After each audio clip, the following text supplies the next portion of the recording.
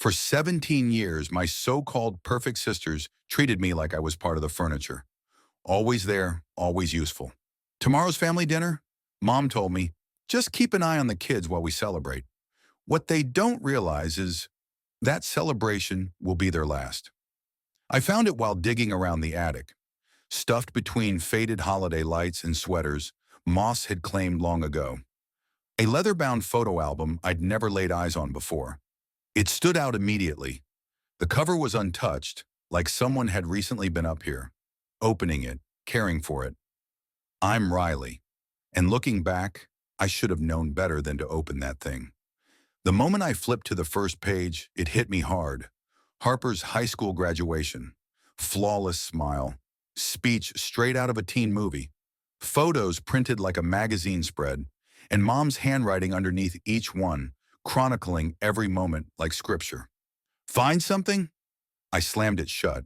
Dust rose like smoke in the afternoon light. Standing at the top of the stairs was Grandma Viola, her eyes still sharp and cutting, even at her age. Just some old pictures, I muttered, trying to wedge it back into its hiding place. A shrine to Elaine's golden children. Her voice had that same bite it always did whenever my mom's parenting came up. Go on, keep looking, she added. The truth might hurt, but not as much as living in denial. I opened it again, page after page of my sister's carefully curated wins. Zoe's first art exhibit, Harper's wedding, college degrees, baby bumps, milestones recorded like they were history book worthy. Notice anything? Grandma asked. Yeah. One word slipped out of me, too quiet. Me. She gave a short nod. 17 years, not a trace of you. My dance recitals, honor roll awards, that incredible shot of me as the lead in last spring's school play.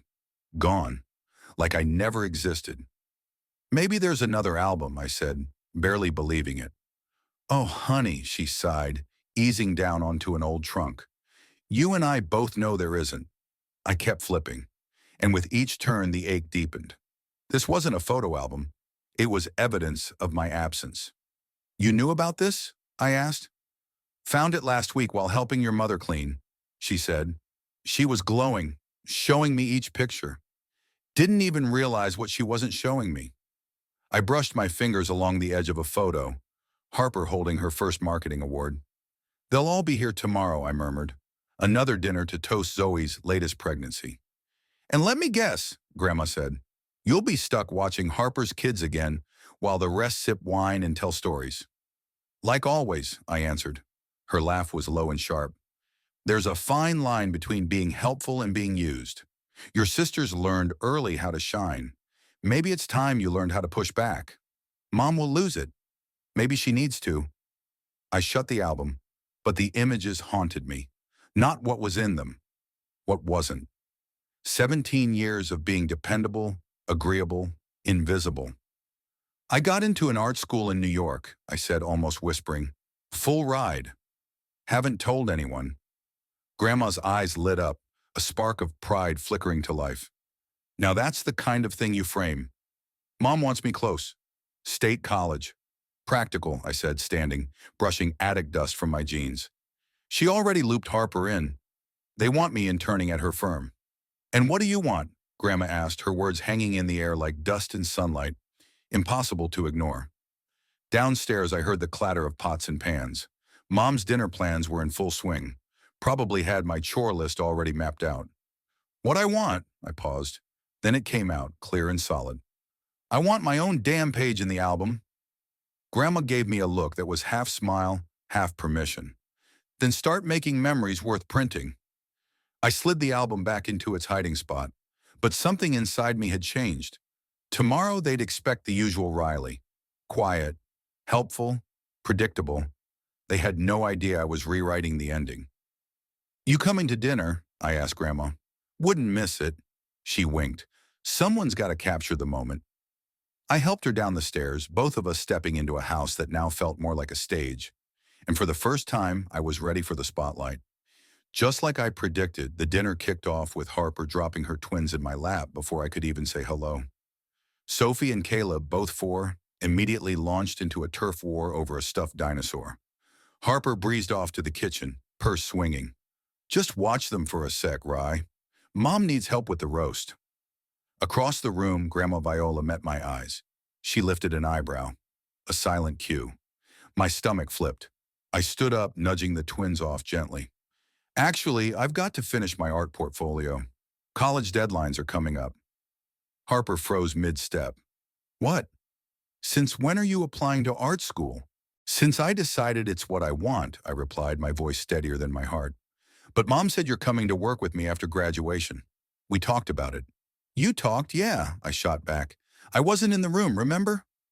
Even the twins fell quiet. In the kitchen, I could hear Mom and Zoe laughing over baby names.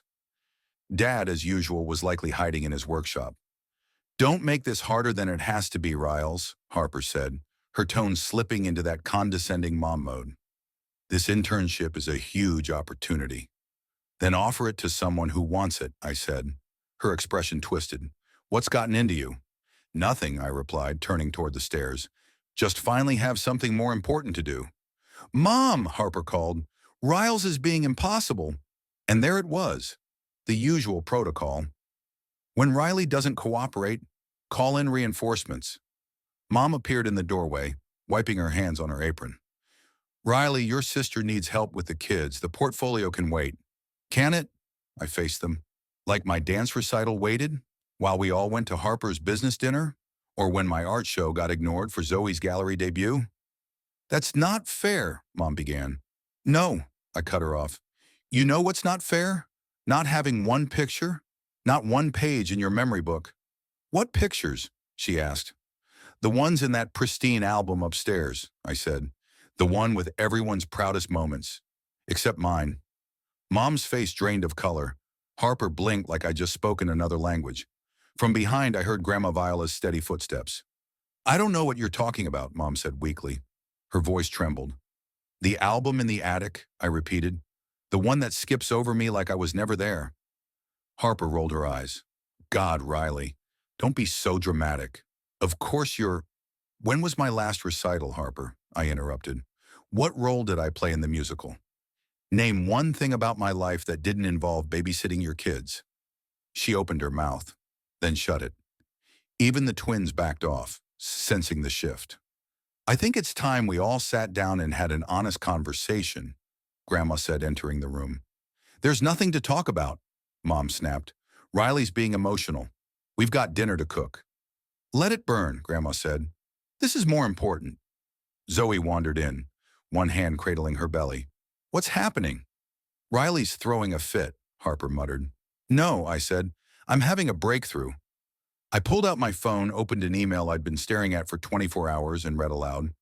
Full scholarship to the New York Academy of Arts, starting this fall. Silence dropped like a bomb. New York? Mom whispered. That's far and unplanned. Exactly, I said, because this time, the plan is mine. You're 17, Harper protested. You can't be serious. I am serious, I said, because I'm tired of being invisible, of being the background noise in your perfect little highlight reels. Mom opened her mouth to speak, but Grandma raised a hand. Let her finish. I'm completing my portfolio tonight, I said, voice strong now. And tomorrow? I start a new album, one with my life in it. You're all welcome to be part of it, but only if you show up. I turned and walked upstairs, leaving a room full of people suddenly unsure of their roles in my story. Behind me, I heard the twins whispering, asking Harper why Aunt Riley was upset.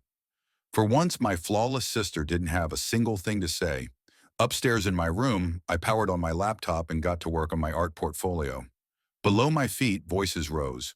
Mom and Harper going at it, Zoe trying to play referee, and Grandma's voice slicing through the chaos like a hot knife. For the first time in forever, I wasn't down there smoothing things over. I was here, creating, deciding, shaking the foundation. And it felt like the most right thing I'd done in years.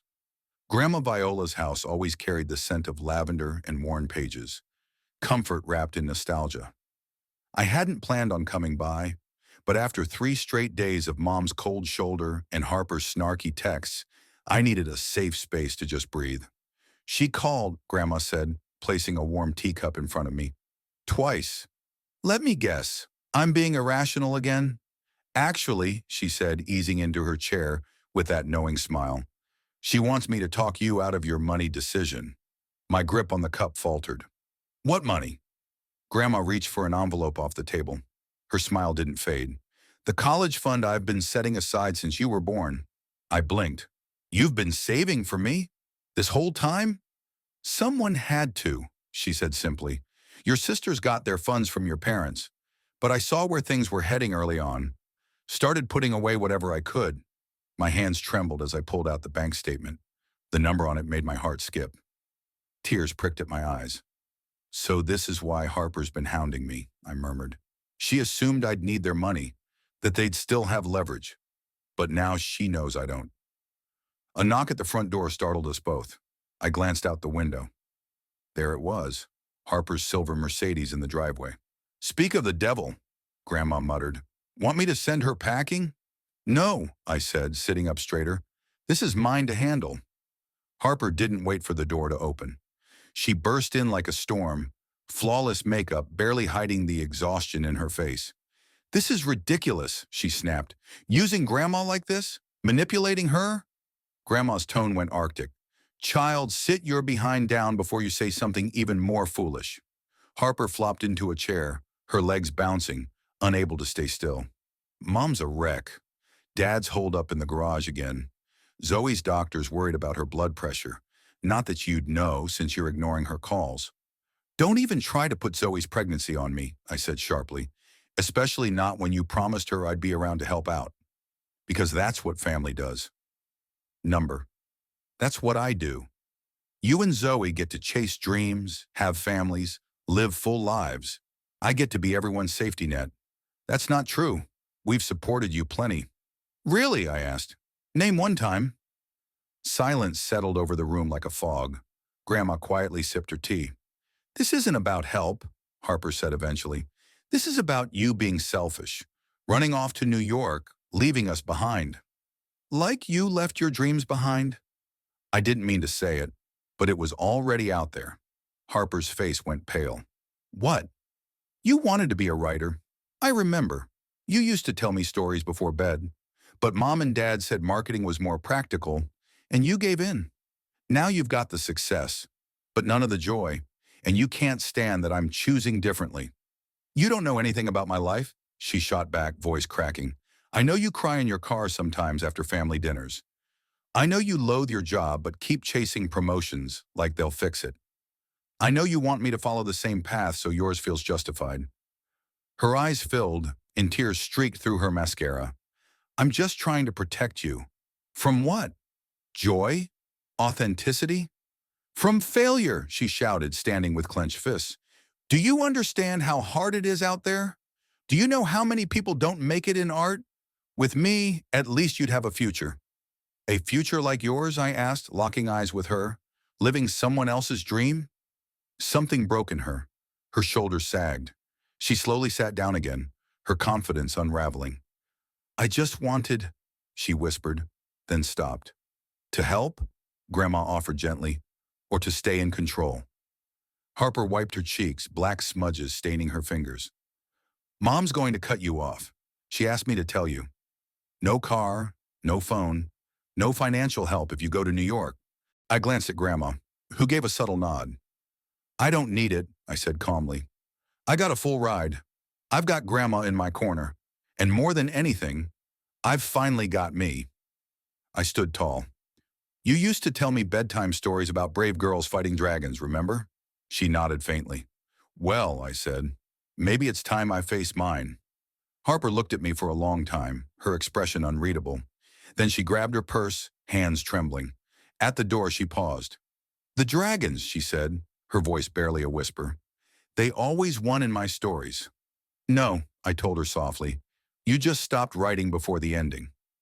After she left, Grandma and I sat in quiet reflection, watching steam curl from our cups. Outside, Harper's car idled for several minutes before finally pulling out of the driveway. Well, Grandma said, I believe that's what they call a breakthrough. I wasn't sure if she meant Harper or me, maybe both. Dad's workshop smelled like sawdust and unspoken truths. I found him there, sanding the same edge of a cabinet for what looked like the 100th time. His shoulders were hunched like he'd been carrying the whole world. "Your mother's crying again," he said, eyes fixed on the wood. "I know," I replied. "Zoe called.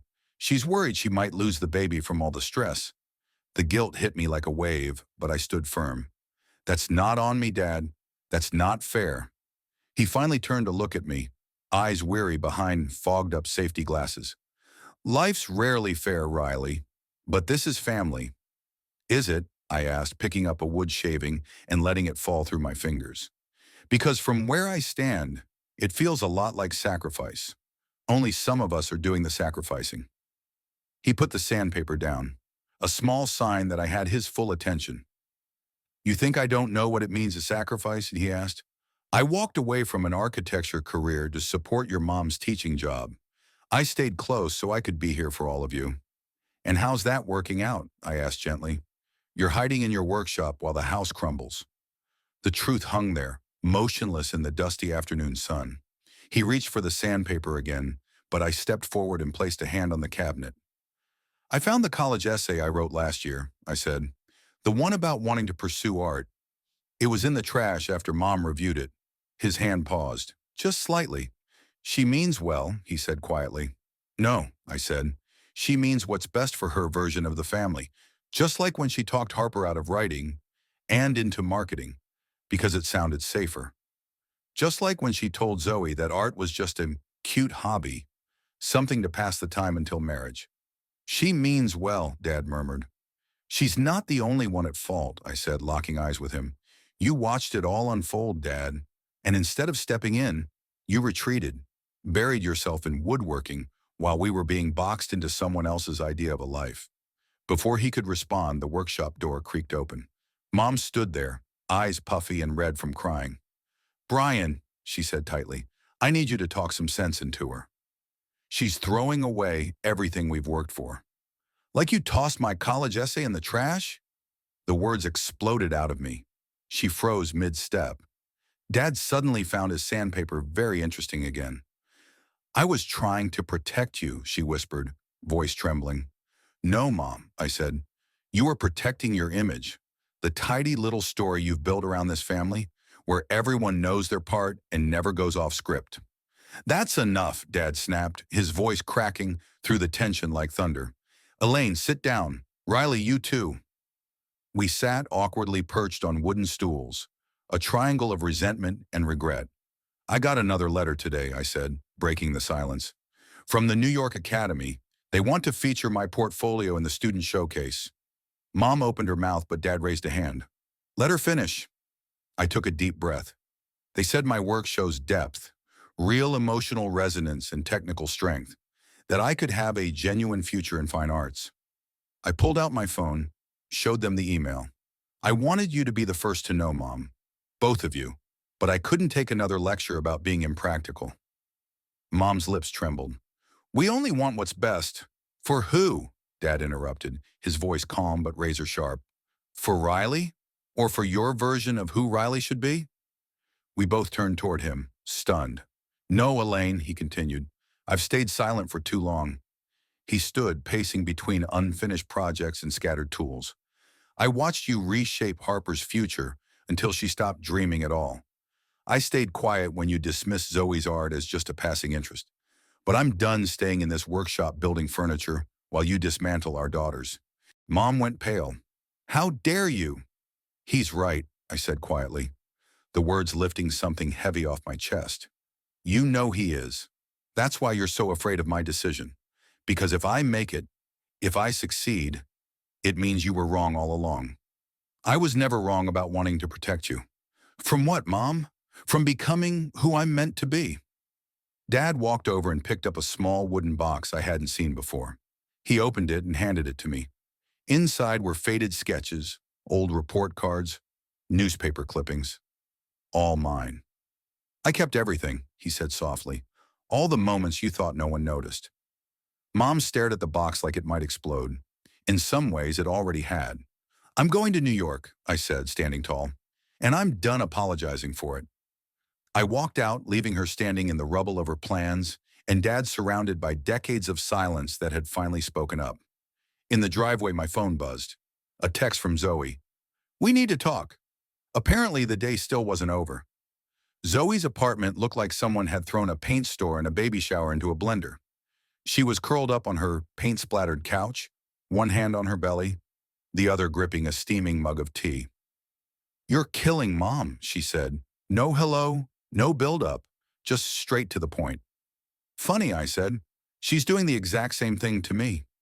"This isn't a joke, Riley," Zoe snapped. "Her blood pressure's out of control. Dad's talking about therapy. My doctor says if I don't reduce my stress—" "Don't," I interrupted, stepping over a pile of half-read parenting books. "Don't pin your complications on me." "I'm not," she said, but her tone was sharp. "I'm just telling you what's happening while you're off planning your big escape." That bitterness, it hit me like a slap. Zoe, the peaceful one, the dreamer, suddenly sounded an awful lot like Harper. "Do you remember when you wanted to go to art school?" I asked quietly. She flinched like the words stung. "That was different." "Was it?" I challenged. "Or did Mom just convince you it was?" "I grew up, Riley." "No," I said, picking up one of her newer canvases, leaning against the wall. "You convinced yourself that art was just a phase, something you'd outgrow. So why do you still paint every single day? Why does your apartment look more like a studio than a home?" "I have a gallery show next month," she said defensively, "which Mom calls your little hobby, right? While she's bragging nonstop about Harper's latest promotion." Zoe slammed her mug down, tea sloshing over the edge. "What do you want from me?" "I want you to admit you're angry, not at me, at yourself, for letting them dim your light." "You don't get it," she snapped, standing up, surprisingly steady on her feet despite her belly. "I have a baby on the way. I need stability." "No," I said gently. "What you need is honesty, about who you are and what you still want." "I want my family whole," she said, voice trembling. "I want my sister to stop tearing everything apart just to prove a point." "And what point would that be?" I asked. "That I deserve to exist outside your needs?" The silence that followed was brittle. One breath too loud and it might all break. "I saved all your drawings," Zoe said suddenly. "From when you were little, when you'd sit beside me in the studio and copy everything I did." I nodded. "I remember. You were the only one who ever encouraged me. And now," her voice cracked, "you're better than I ever was. You're going to New York to live the dream I abandoned. And I'm stuck here painting nursery murals, pretending it's enough." Her honesty settled between us like smoke, too heavy to ignore. "Come with me," I said, the words out before I even thought them. "What?" Her voice wavered. "After the baby," I said. "Come to New York. There are galleries, jobs, possibilities." "Stop!" She hugged herself, curling in protectively. "Just stop." "Why?" "Because it's easier to resent me than admit you feel stuck." "Because I can't," she burst out. "I can't leave Mom and Dad. I can't disappoint them. I can't be you." My phone buzzed. Another text from Harper, probably about another so-called emergency. I didn't check it.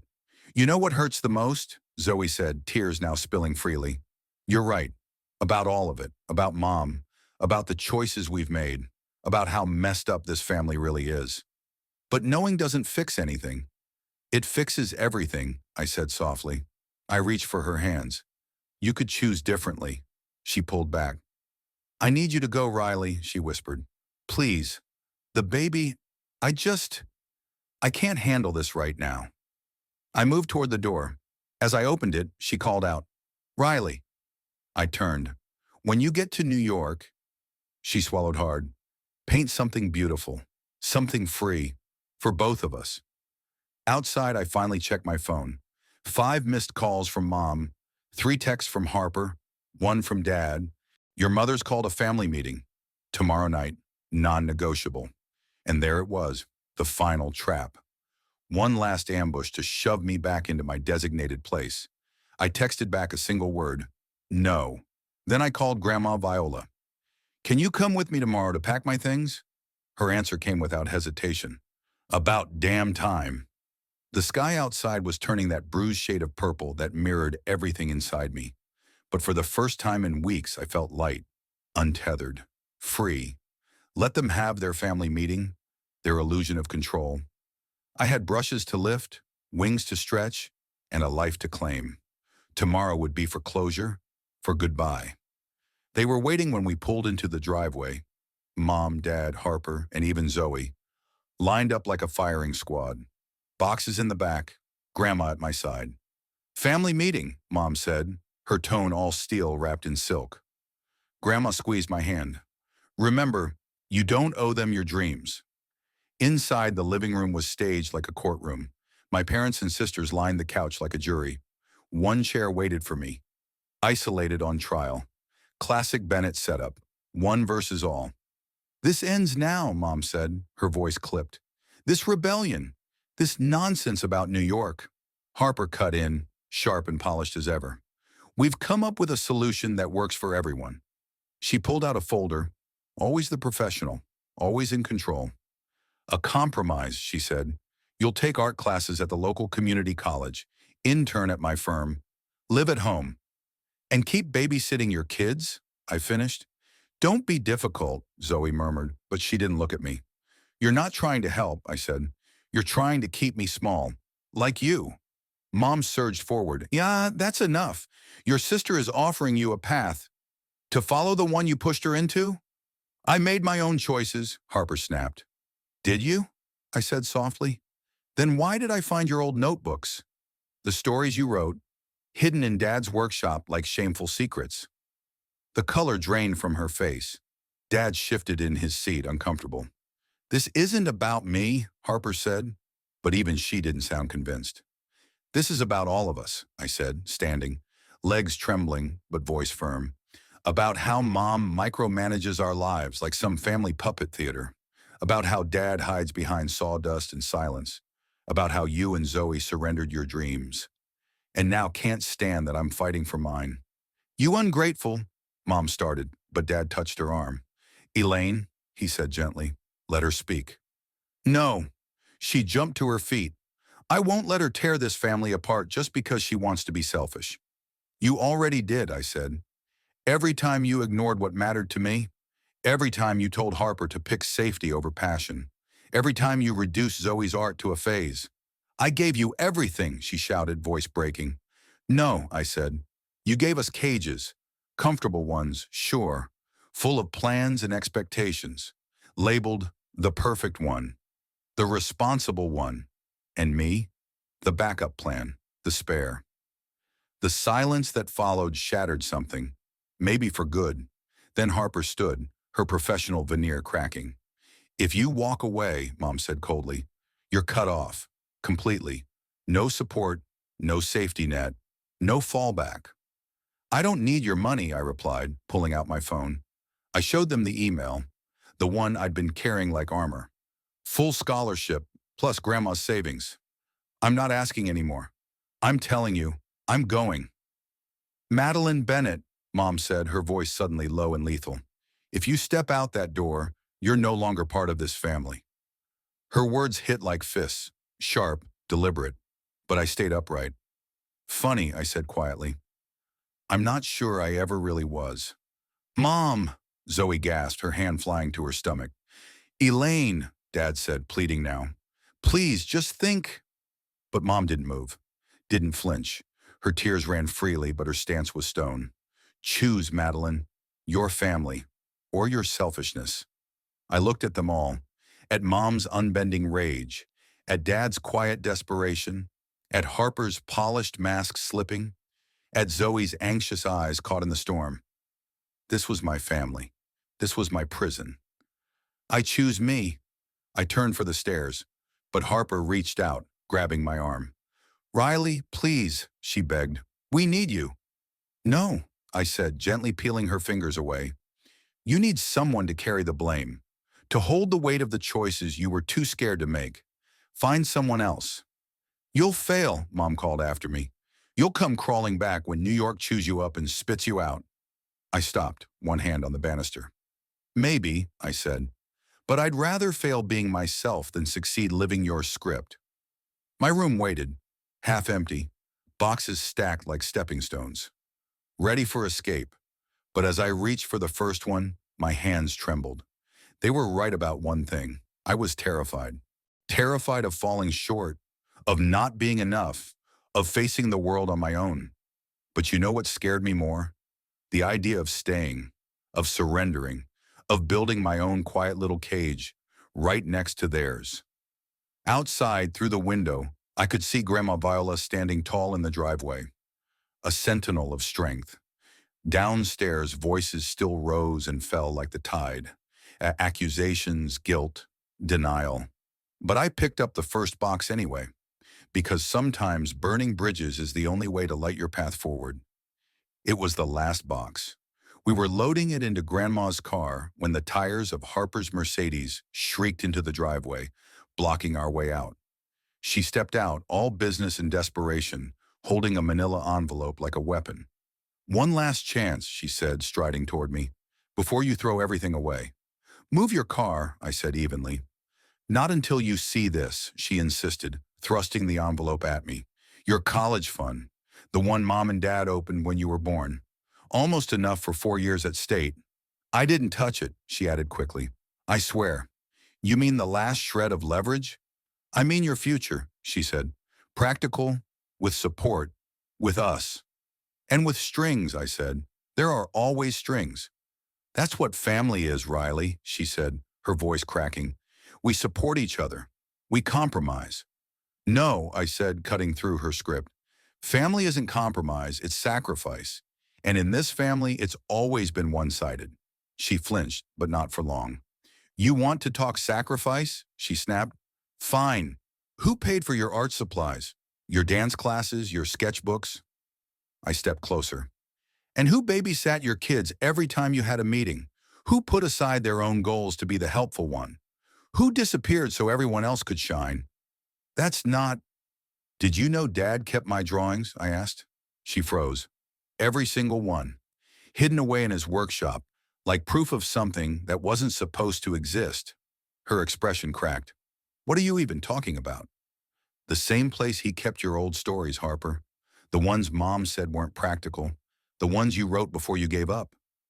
The envelope shook in her hand. "Stop," she whispered. "Why?" I asked. "Because it's easier to try and buy me off than face the dreams you buried years ago." "I made my choices," she said. "No," I said, voice rising. "Mom made them. You just surrendered. And now you can't stand that I won't." She snapped, threw the envelope at my feet. Papers scattered across the driveway like broken promises. "You ungrateful little—" "Enough!" Grandma Viola's voice cracked through the chaos like lightning. She stepped forward, something clutched in her hands. "Show her, Riley." I pulled out my phone, opened the email. "Full scholarship," I said. "A stipend for art supplies. And this—" I nodded to Grandma, who lifted a small bank book. "She's been saving for me, quietly, since the day I was born."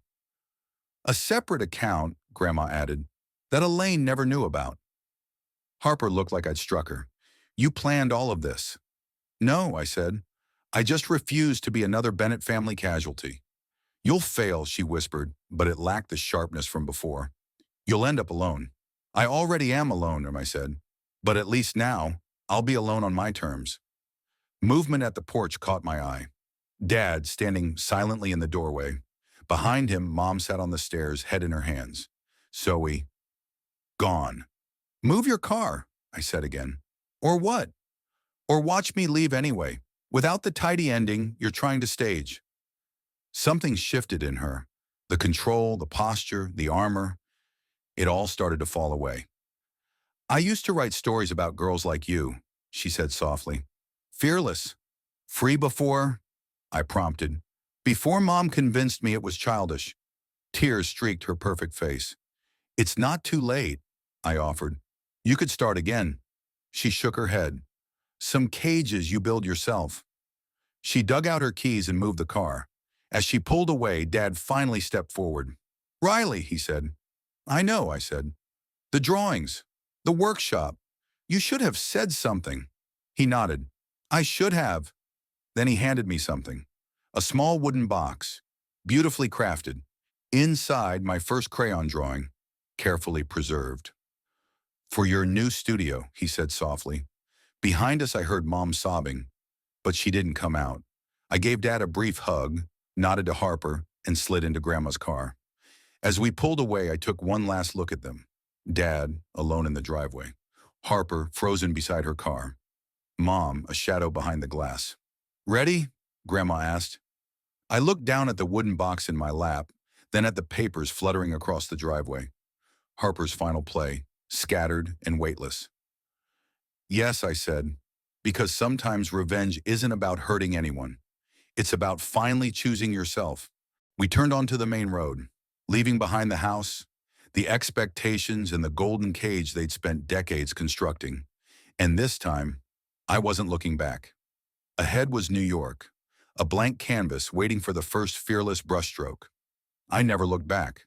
My first gallery showing at the Academy drew a surprising crowd, faces I didn't expect, names I hadn't thought would care. And then there he was, a familiar figure standing quietly in front of my centerpiece.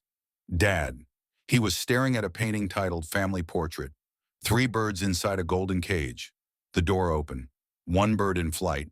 The other 2 still perched inside. "You really captured your mother's eyes," he said as I approached, in the bird that stayed behind.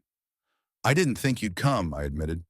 "Wouldn't have missed it," he replied, then nodded at the painting. "Though if I had to guess, I'm probably the perch they're all sitting on." We both winced, because it was true. "How's everyone?" I asked, more out of habit than real concern. "Your mother's in therapy," he said, running a hand through his graying hair. "Harper's writing again. Short stories, late at night when the kids are asleep. And Zoe," he smiled faintly. "She turned that nursery mural into a full gallery exhibition. Small space, but it's a start." Something in my chest relaxed just a bit. "And you?" I asked. "Sold the cabinet business," he said, eyes still on the painting. "Started teaching woodworking at the community center. Turns out I prefer helping others build things, rather than hiding behind them." A small commotion near the gallery entrance caught our attention. Grandma Viola had arrived, striding in like she owned the place. And maybe she did. Several of my classmates immediately gravitated toward her, drawn by her wit and razor-sharp observations. "She's proud of you," Dad said, watching her with a soft smile. "We all are, even if some of us are still figuring out how to show it." "Dad." "No, let me finish." He turned to face me fully, eyes clearer than I'd seen them in years. "You were right about all of it. The cage, the roles, the fear. But you were wrong about one thing." "What's that?" I asked. He pointed to the bird in flight. "Freedom isn't just leaving. Sometimes it's standing still and showing the others that the door's always been open." Before I could answer, my faculty advisor waved me over. Someone important wanted to meet me, a gallery owner. I nodded, excused myself, and left Dad studying another piece.